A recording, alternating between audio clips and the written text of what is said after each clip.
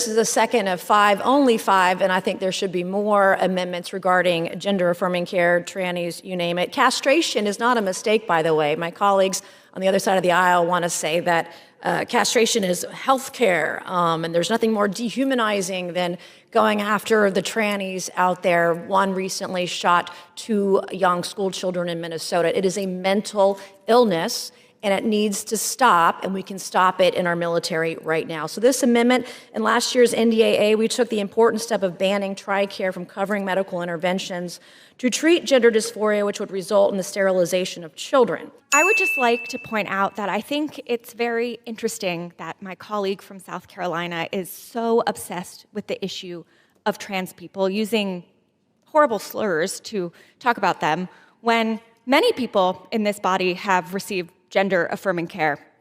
Filler is gender-affirming care. Boob jobs is gender-affirming care. Botox is gender-affirming care.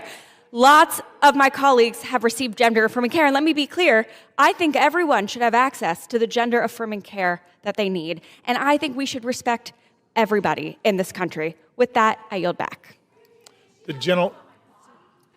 Ridiculous.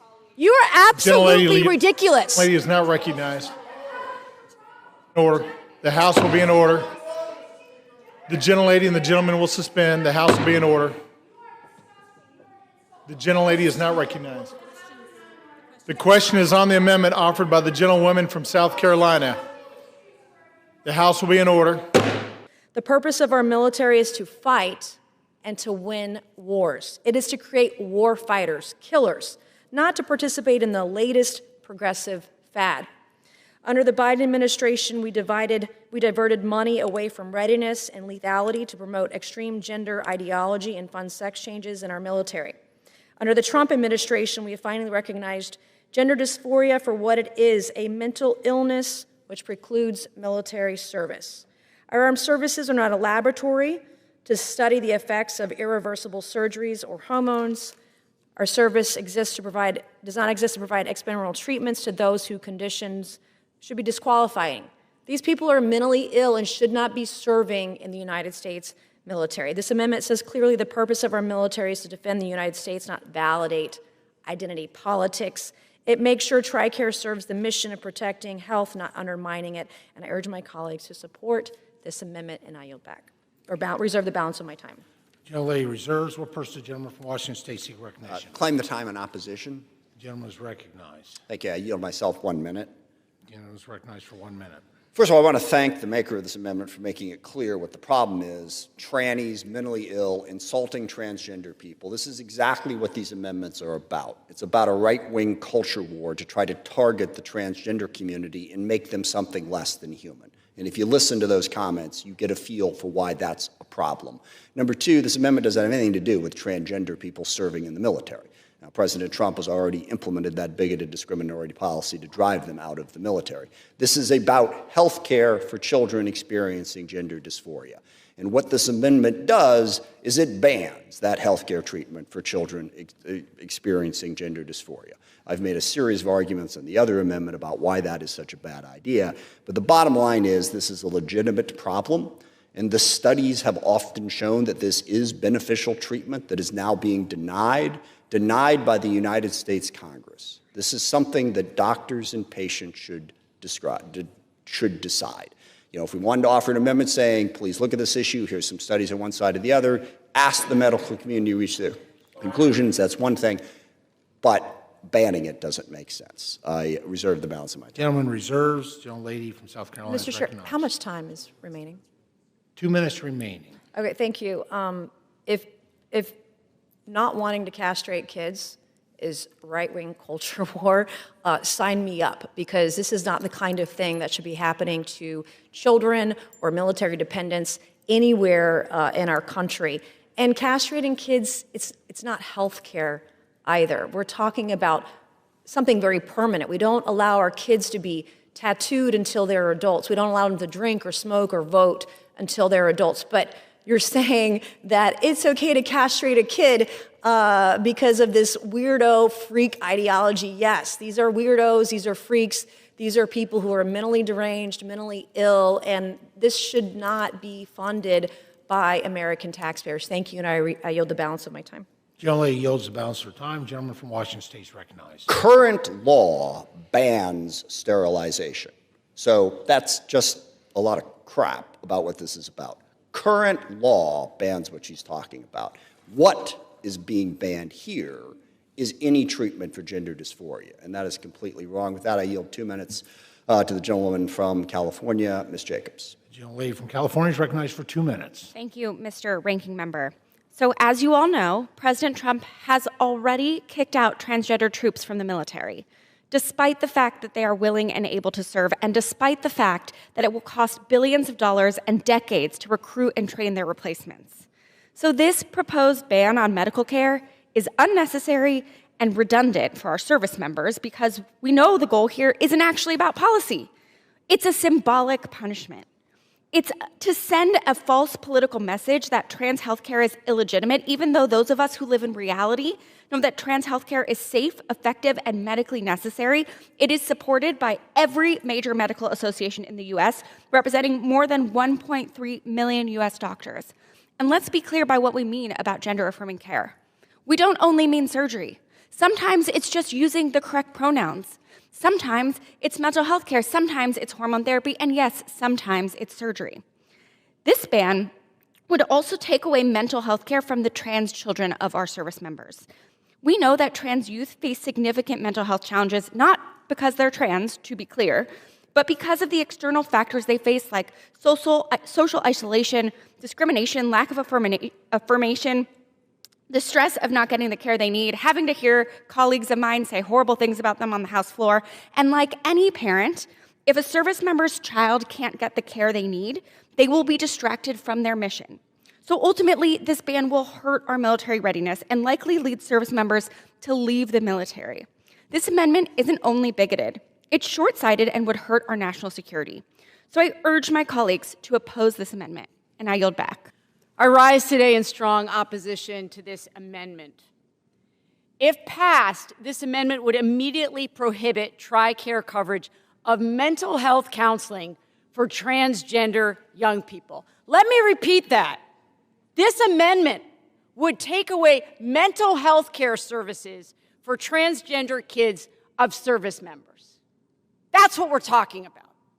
This amendment is intentionally discriminatory and result in higher rates of mental health issues and suicide for trans youth, kids who already experience higher rates of depression and anxiety and suicide compared to their peers. Republicans' all-out assault on health care right now has put these people into a state of constant fear and anxiety. Imagine that you're a service member, you're a parent, and you hear from a doctor that Congress has banned medically necessary care endorsed by every major medical association that would literally help save your child's life. All young people in this country should have access to the mental health care that they need. Full stop. Forcing service members to choose between being able to provide health care for their family, for their kids, or serving their country does not make our military stronger, does not make our country safer, and it will not, no matter what the member says, it will not make transgender people in this country disappear. I urge my colleagues to vote no. I yield back the balance of my time. Gentleman from Washington yields back. The question is on the amendment offered by the gentlewoman from South Carolina. Those in favor say aye. Those opposed say no. Independent of the chair, the ayes have it. The amendment is Mr. Chairman. agreed to. Mr. Chairman, The gentleman from Washington is recognized. I request a recorded vote. Pursuant to Clause 6 of Rule 18, further proceedings on this amendment offered by the gentlewoman from South Carolina will be postponed. Thank you, Mr. Speaker. I was going to say some nice things about rising in support of a bipartisan NDAA that supports housing and healthcare and childcare, but I have sat here appalled at the language that we have heard on the House floor from the other side of the aisle. I stand in strong opposition to the person from North Carolina's amendment. I have sat listening to her violent, dangerous, and dehumanizing vendetta against parents, children, and trans people trying to live their lives and trying to defend our country. This is a pattern of the unhinged political war on trans people that this person from North Carolina, the Republican Party, and the president are waging. Denying the ability of out trans folks to serve in our military isn't enough for these people. The person from North Carolina is trying to erase the existence of trans people from forms, from hallways, from our military, and choosing violence. All times expired. Thank you, Mr. Chair. My amendment is straightforward. It would ensure the use of sex-specific spaces such as bathrooms, locker rooms, and changing rooms on military installations is based on biological sex, not ideology. Women in uniform deserve dignity, privacy, and absolute safety. Protecting women's spaces shouldn't be partisan. It should be common sense. But under the Biden administration, the federal government decided to abandon common sense. It allowed men to enter women's spaces and violate their privacy and violate their dignity. Under President Trump, the government has restored basic biological truth. Men are men and women are women. I applaud the president for his commitment to protecting women, but a future administration could bring us right back to this insanity. The Biden administration sacrificed the dignity and safety of women to appease radical gender lunatic ideology. Our women in uniform shouldn't be forced to suffer indignities to appease the insane policies of the other side of the aisle, all the Democrats who support this nonsense. Allowing delusional men to use women's restrooms, locker rooms, changing rooms is an affront to women, and it's reckless. And our daughters are growing up with something we never had to distinguish when our generation was growing up. We're putting our daughters in imminent danger, in harm's way, and this has to stop. Women shouldn't be forced to share their private spaces with men, and this amendment says we're going back to reality. Privacy and safety matters, dignity matters, women matter, and I encourage my colleagues to protect all women. And I urge all members to support this amendment. I reserve the balance of my time. Gentlewoman from South Carolina reserves. For what purpose does the gentlewoman from California seek to be recognized? Mr. Chairman, I rise to claim the time in opposition to the amendment. The gentleman is recognized for 5 minutes.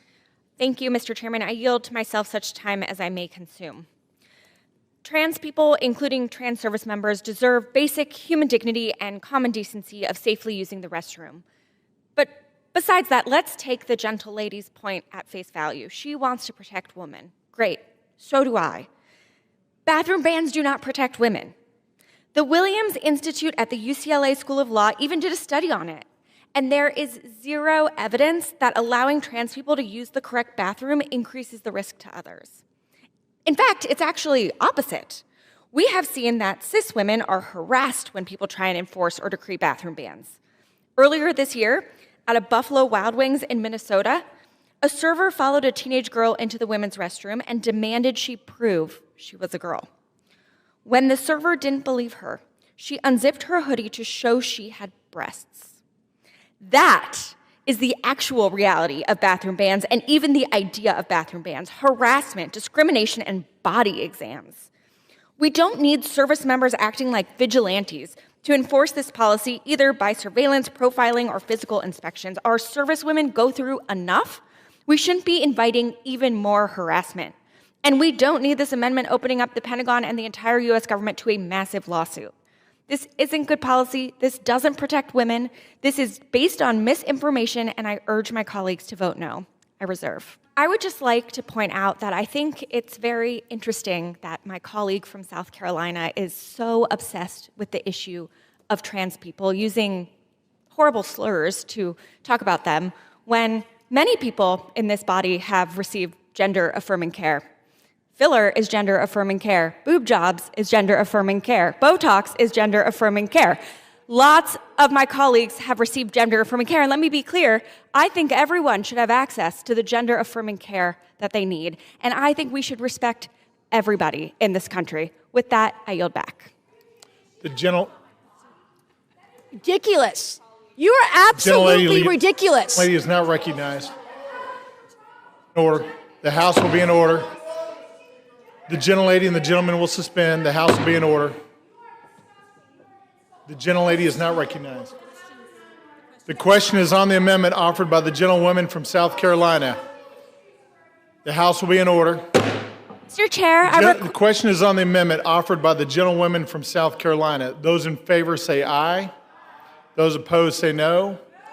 In the opinion of the chair, the ayes have it. The amendment is, vote is the gentlelady from California is recognized. Mr. Chairman, I request her words be Clause taken. 6 of Rule 18, further proceedings on the amendment offered by the gentlelady from South Carolina will be postponed.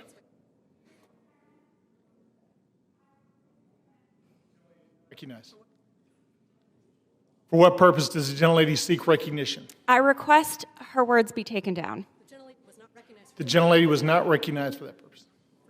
For debate. The House will be in order. There is no one that is recognized. The chair is prepared to move on and recognize the next amendment.